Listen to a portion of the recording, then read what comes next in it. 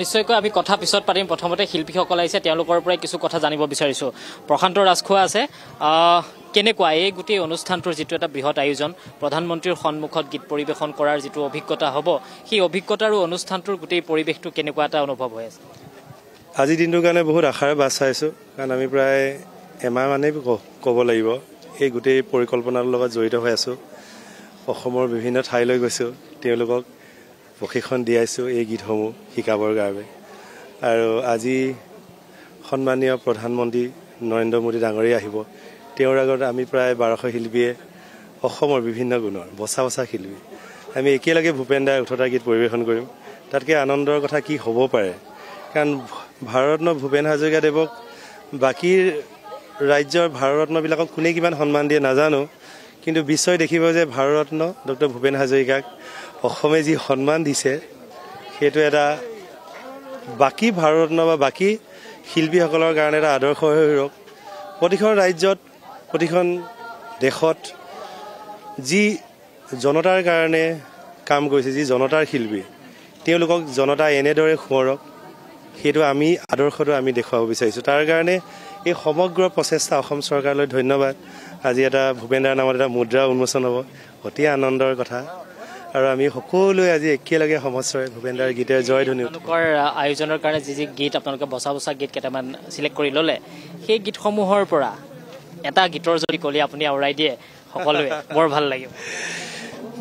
দূৰৰ লাচিতে শৰাই ঘাটতে সতৰুৱা গছিলে, জাতি ধৰ্ম ভাষা সবাকে স্বদেশ প্ৰেমেৰে বান্ধিলে, কিৰাত পুত্ৰ বিষ্ণু ৰাভাই মাটিৰ কৃষ্টি জীয়ালে, সমন্বয়ৰ দেখুৱালে কত প্ৰকাশ স্বতঃস্ফূৰ্ত, মহাবাহু ব্ৰহ্মপুত্ৰ। ধন্যবাদ জনাইছোঁ, অনুষ্ঠানলৈ শুভকামনা থাকিল।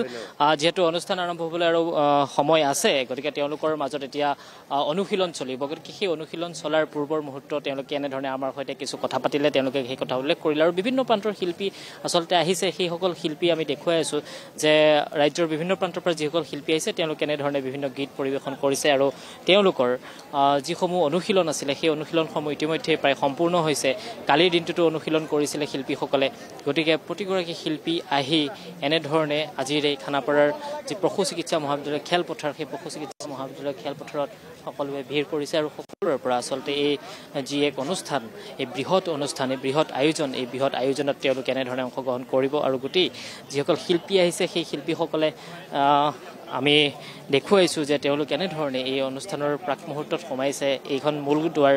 আৰু এই মূল দুৱাৰেদি আচলতে প্ৰতিগৰাকী যিসকল শিল্পী ইনভাইটি আহিছে, সেই সকলোকে এনেধৰণে ইয়াৰ মাজেৰে সোমাই যাবলৈ দিয়া হৈছে। আৰু অতি শৃংখলাবদ্ধতাৰে বিশেষকৈ শিল্পীসকলৰ সুৰক্ষা ঠিক সমান্তৰালকৈ প্ৰধানমন্ত্ৰীৰ আগমনৰ এই সময়ছোৱাত যাতে কোনো নিৰাপত্তাৰ দিশটোত কোনো খেলি মেলি নহয়, তাৰ প্ৰতিও লক্ষ্য ৰাখি এনেধৰণে আগবাঢ়িছে। আৰু প্ৰতিগৰাকী শিল্পী আমি দেখুৱাইছোঁ যে বিভিন্ন প্ৰান্তৰ পৰা যিসকল শিল্পী আহিছে, তেওঁলোকে এই ধৰণেই সকলোৱে অতি আগ্ৰহেৰে এই অনুষ্ঠানটো উদযাপনৰ কাৰণে সকলো সাজু হৈছে। আৰু আমি দেখুৱাইছোঁ যে সকলো শিল্পী যিধৰণে আহিছে, সকলোৱে তেওঁলোকৰ মনত যিটো হেঁপাহ, সেই হেঁপাহটো লৈ আহিছে। আৰু ডক্টৰ ভূপেন হাজৰিকাৰ সংগীত প্ৰধানমন্ত্ৰীগৰাকীৰ সন্মুখত তেওঁলোকে আজি পৰিৱেশন কৰিব। অতি আকৰ্ষণীয় এটা পৰিৱেশ হ'ব। আৰু সেই আকৰ্ষণৰ মূল যি কেন্দ্ৰবিন্দু ডক্টৰ ভূপেন হাজৰিকাক আজি ৰোমন্থন কৰা হ'ব। আৰু ৰোমন্থন কৰাৰ সেই পৰিৱেশ আমি আপোনালোকক দেখুৱাম, আপোনালোকে সেই দৃশ্যও দেখিবলৈ পাব।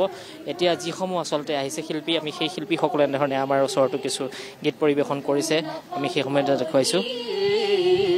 নতুন অসম গঢ়িম, সৰ্বহাৰাৰ সৰ্বস্ব, সৰ্বহাৰাৰ সৰ্বস্ব পুনৰ ফিৰাই আনিম, নতুন অসম গঢ়িম, নতুন অসম গঢ়িম।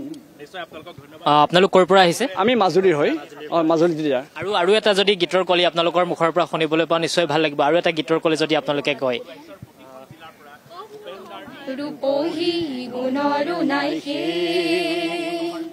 ভাৰতৰে পূৰ্ব দিশৰ সূৰ্য উঠা দে, অসমীয়াই ৰূপহী গুণৰো নাই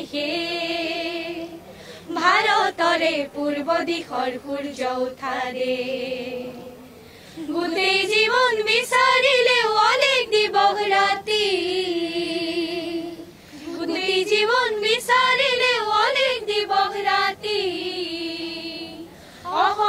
পূৰ্বৰ দৰে নেপাওঁ ইমান ৰসাল মাটি অ চিৰ বিনন্দিয়া তোমাৰ সেউজ পৰিৱেশ ভাৰতৰে পূৰ্ব দিশৰ সূৰ্য উঠা দেশ ধন্যবাদ জনাইছো আৰু এতে আপোনালোকৰ পৰা শুনিবলৈ ধন্যবাদ জ্ঞাপন কৰিছো আপুনি এই মুহূৰ্তত খানাপাৰাৰ পৰা পৰিৱেশ দেখুৱাৰ বাবে আৰু সম্পূৰ্ণৰূপে সকলো সাজু হৈ উঠিছে আৰু ইতিমধ্যে আহি উপস্থিত হৈছে শিল্পীসকলে ইতিমধ্যে খানাপাৰা পশু চিকিৎসা মহাবিদ্যালয়ৰ খেলপথাৰৰ ভিতৰলৈ তেওঁলোকে প্ৰৱেশ কৰিছে ৰাজ্যৰ বিভিন্ন প্ৰান্তৰ পৰা শিল্পীসকল আহিছে লগতে এই অনুষ্ঠানত অংশগ্ৰহণ কৰিবলগীয়া বাকি যিসকল লোক আছে তেওঁলোকো আহি ইতিমধ্যে উপস্থিত হৈছে খানাপাৰাত আৰু বিয়লি প্ৰায় 5 মান বজাত আহি প্ৰধানমন্ত্ৰীগৰাকী উপস্থিত হ'ব আৰু গতিকে সকলোৱে অপেক্ষা কৰিছে প্ৰধানমন্ত্ৰীগৰাকীৰ বাবে